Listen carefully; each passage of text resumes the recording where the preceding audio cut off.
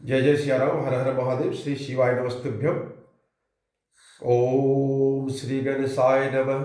श्री जानकी वल्लभो विजयते। श्री रामचरितमानस बालकांड। आज कथा जो है हम लोग देख चुके हैं कि शंभु मनु और शत्रुपा भगवान से अमूल्य निधि प्राप्त कर चुके हैं, जो किसी जोगी मुनि बड़े बड़े संतों को मैंने तकदीर में नहीं मिलता है, लेकिन इन्होंने घनघोर तपस्या की, कठिनतम तपस्या की और प्राप्त कर लिया। अब कथा थोड़ा आगे बढ़ती है। आज कथा ये आ रही है कि याज्ञवल्क्य जी कहते हैं, हे भरद्वाज, इस अत्यंत पवित्र इतिहास को शिव जी ने पार्वती से कहा था। अब श्री राम जी के अवतार लेने का दूसरा कारण सुनो। उन्हें राम जी का अवतार लेने का बहुत सारा कारण, इसमें एक कारण ये भी है। ये भरद्वाज जी को कह रहे हैं याज्ञवल्क्य जी, हे मुनि, यह पवित्र और प्राचीन कथा सुनो जो शिव जी ने पार्वती से कही। संसार में प्रसिद्ध एक कैकेयी देश है, वह सत्यकेतु नाम का एक राजा रहता था। तो कैकेयी देश में, देश का क्या नाम था? कैकेयी, और राजा का नाम था सत्यकेतु। वह धर्म की धुरी को धारण करने वाला था। कौन? सत्यकेतु। नीति का खान था, तेजस्वी था, प्रतापी था, सुशील और बलवान था। उसके दो वीर पुत्र हुए जो सब गुणों के भंडार और बड़े ही शरधीर थे। राज्य के उत्तराधिकारी जो बड़ा लड़का था उसका नाम प्रताप भानु था। बड़ा लड़का क्या नाम था? प्रताप भानु। दूसरे पुत्र का नाम अरिवर्धन था, जिसकी भुजाओं में अपार बल था, जो युद्ध में अटल रहता था। मैंने छोटा भाई भी बहुत बलवान था। भाई भाई में बड़ा मेल और सब प्रकार के दोषों और छलों से रहित प्रीति थी। राजा ने जेठे पुत्र यानी बड़े पुत्र को राज दे दिया और आप भगवान के भजन के लिए वन को चल दिया। कौन है? सत्यकेतु। जब प्रताप भानु राजा हुआ, देश की उसकी दुहाई फिर गई। वह वेद में बताई गई विधि के अनुसार उत्तम रीति से प्रजा का पालन करने लगा। उनके राज्य में पाप का कहीं लेश भी नहीं रह गया।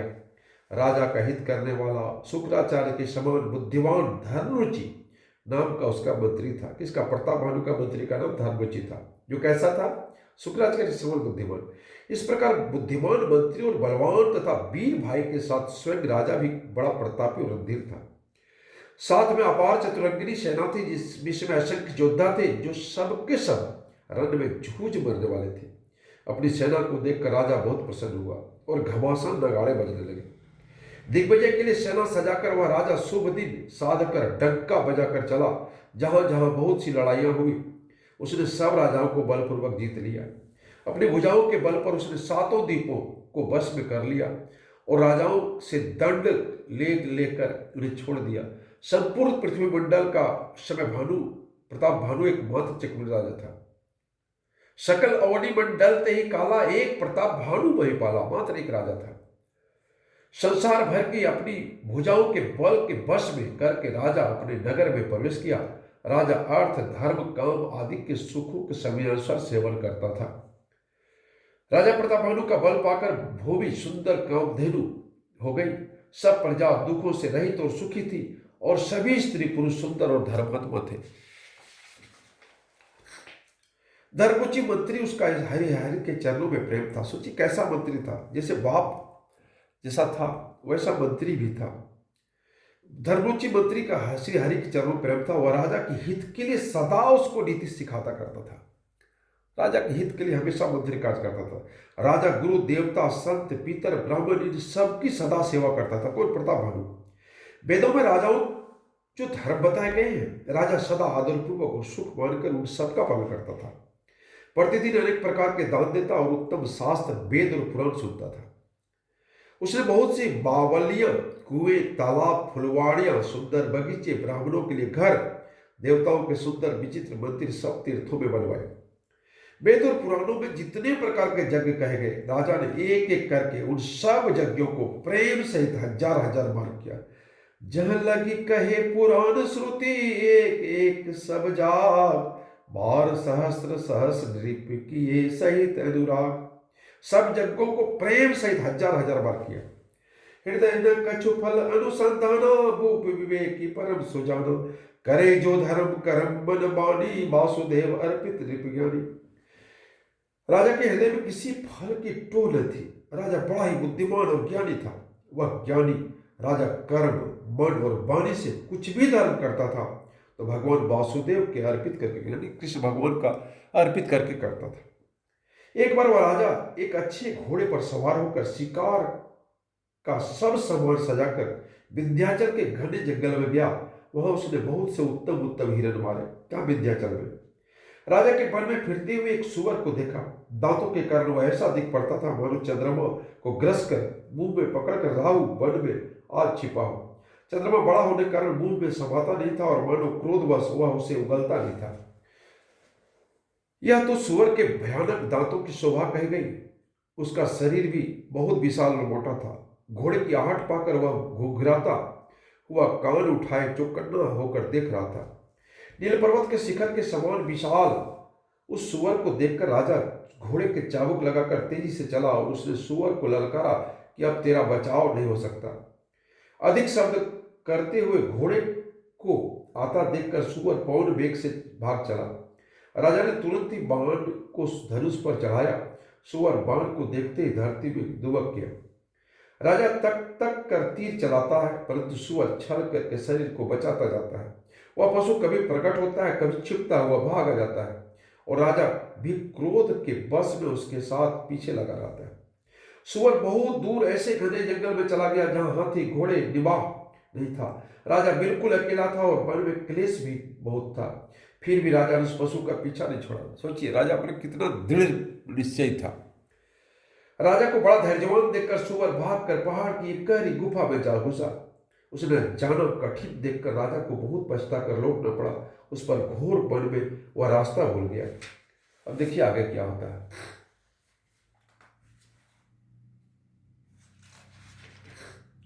बहुत परिश्रम करने से थका हुआ और घोड़े समेत भूख प्यास से व्याकुल राजा नदी तालाब खोजता खोजता पानी बिना बेहाल हो गया। वन में फिरते फिरते उसने एक आश्रम देखा। वह कपट से मुनि का वेश बनाए एक राजा रहता था, जिसका देश राजा प्रतापभानु ने छीन लिया था, जो सेना को छोड़कर युद्ध से भाग गया था। सोचिए उसका दुश्मन वहां था साधु के वेश में। समय प्रतापभानु कर जानी आपन अति असमय अनुभवनी, गयु न गृह मन बहुत गलानी, मिलान राज ही नृप अभिमानी। प्रतापभानु का समय अच्छे दिन जानकर अपना कुछ समय बुरे दिन अपनाने पर उसके मन में बड़ी ग्लानि हुई। इससे वह न तो घर गया और न अभिमानी होने के कारण प्रतापभानु से ही मिला। दरिद्र की भांति मणि में क्रोध को मारकर वह राजा तपस्वी के वेश में वन में रहता था। राजा प्रतापभानु उसी के पास गया। उसने तुरंत पहचान लिया कि यह तो प्रतापभानु है। राजा प्यासा होने के कारण उसे पहचान न सका, यानी उस कपटी को नहीं पहचान सका। सुंदर वेश देखकर राजा ने उसे महामुनि समझा और घोड़े से उतरकर उसे प्रणाम किया, परंतु बड़ा चतुर होने के कारण राजा ने उसे अपना नाम नहीं बताया।